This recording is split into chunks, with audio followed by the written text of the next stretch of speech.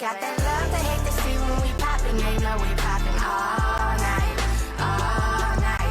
You my homie, love a friend in the streets, but my little freak in the sheets. You be there when I'm in need, you complete me. Nobody can love me like you do. You are a vile person. This is a heinous crime. Jade loved you, and you took her from us. And for that, I hope you pay with your life. This is the story of Jade Youngblood, a 28-year-old woman full of hope, trying to reconnect with a man who gave her life, only to be destroyed by him. Jade had no idea that welcoming her estranged father back into her world would cost her everything. She wasn't looking for danger. She was looking for family, for healing, for a second chance at a bond she never got to experience as a child. But on Thanksgiving Day 2023, that dream turned into a nightmare. Jade Youngblood was found dead after her own father, Joshua Youngblood, secretly gave her and her friend fentanyl and then sexually assaulted her unconscious friend. What happened to Jade wasn't just tragic. It was evil. A betrayal so deep, it left an entire community stunned and exposed the monster hiding behind the mask of a loving dad. Welcome to Viral Crimes. Subscribe and hit the bell icon for more stories. This story takes us to Houston, Texas. 28-year-old Jade Youngblood loved life and lived it to the fullest. I don't dance now, I make money move. Say I don't gotta dance, I make money move. If I see you and I don't speak, that means I don't fuck with you. She was described as joyful and kind, someone who loved music, animals, and had a big heart. She graduated from Benjamin O. Davis High School in 2015 and had recently moved into her own apartment in the Alief neighborhood, located in the southwestern part of Houston. To those who knew her, Jade was trying to find peace and independence, working on herself, living on her own, and creating a life she could be proud of. Hey guys, it's Jade, and I'm going to the gym. Today is going to be my first day back to the gym, officially. So I'm gonna be recording a little series of me going to the gym, and so you guys can keep up with my progress on the way that my body looks. Jade was also in a loving relationship. The two had a YouTube channel. This channel is not only to entertain you, but it's also for us to be y'all ears. If y'all are going through anything as far as battling with demons or need someone to talk to, we are your ears. We're there for you. The couple also made music together. We're coming. I've been running with the same clique. That's all my highs and all my lows when I ain't have shit. So now we eating, now they tweaking for a fan pick.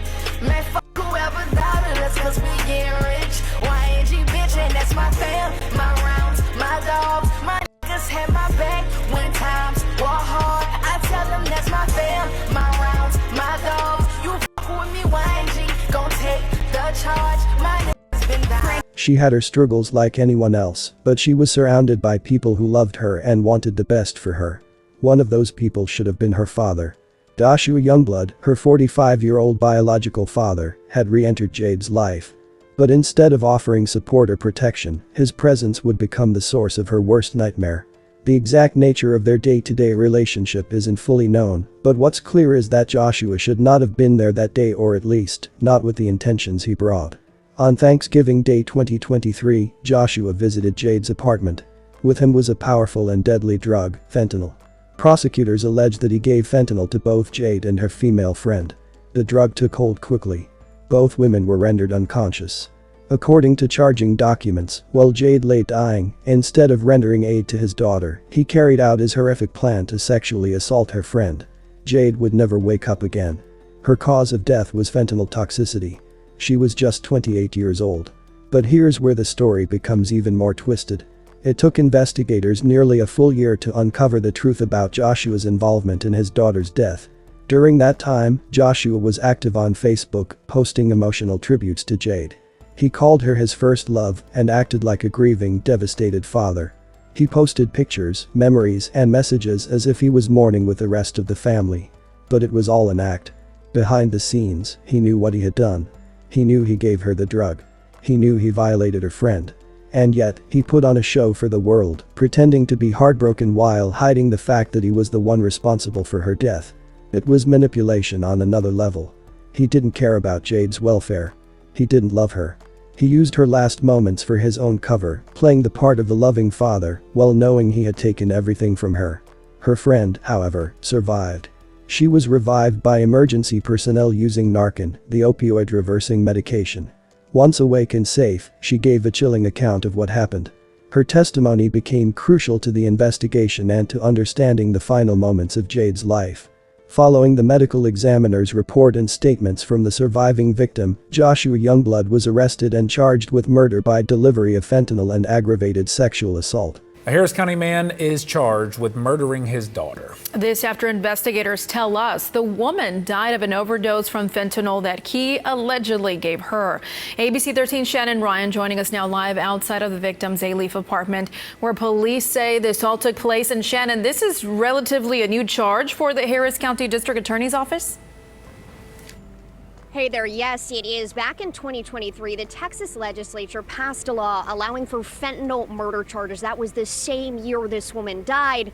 The Harris County District Attorney's Office tells me this case is one of the first such instances where they've used that law. Clutching a photo of her daughter, Jade Youngblood, tightly to her chest, Bernice Hawkins speaks directly to the man accused of killing her. Josh, you are a vile person. This is a heinous crime. Jade loved you, and you took her from us. Hawkins says she conceived Jade with Josh Youngblood when the two were in high school. Josh was a come and go kind of person when it was convenient for him, and then as Jade got older, it was more of what could Jade do for Josh. Even still, Hawkins says her daughter, who had a bleeding heart and big voice, This is the last love song I'll ever write for you. fought for the relationship. She craved the love of her father, and I think she gave him a lot of exceptions and allowed him a lot of leniency in areas that other people probably would not. On Thanksgiving Day 2023, authorities allege Youngblood took advantage of that love, reportedly plying 27-year-old Jade and her friend with fentanyl. Because he had an ulterior motive to hurt somebody else. As Youngblood's own daughter lay dying from an overdose, DEA Houston acting special agent in charge Will Kimball alleges he sexually assaulted her unconscious friend. This case is extremely disheartening because it goes against all decency. Now, 2 years after his daughter's death, Youngblood is charged not only with sexual assault, but Jade's murder. Joshua Youngblood, will you please stand up? The same year Jade died, the Texas legislature passed a law allowing for murder charges in cases where fentanyl distribution results in death. Harris County District Attorney's Office First Assistant Chandler Rain says Jade's case is the 8th such charge HCDAO has filed. Thank you for everything. For not letting the case die with his lies, but to keep pursuing. And so he was caught. And I do want to be very clear that at this point, Youngblood has only been charged with these crimes. He has not been convicted. Now, as for that murder charge, the district attorney's office tells me this is only applicable to fentanyl. So if somebody, for example, were to die of a cocaine overdose, there is no realm in the state of Texas in which that person who gave them the cocaine could be charged with murder. Again, this law only applicable to fentanyl. Harris County prosecutors wasted no time in applying the statute to this case. His bond was set at $150,000.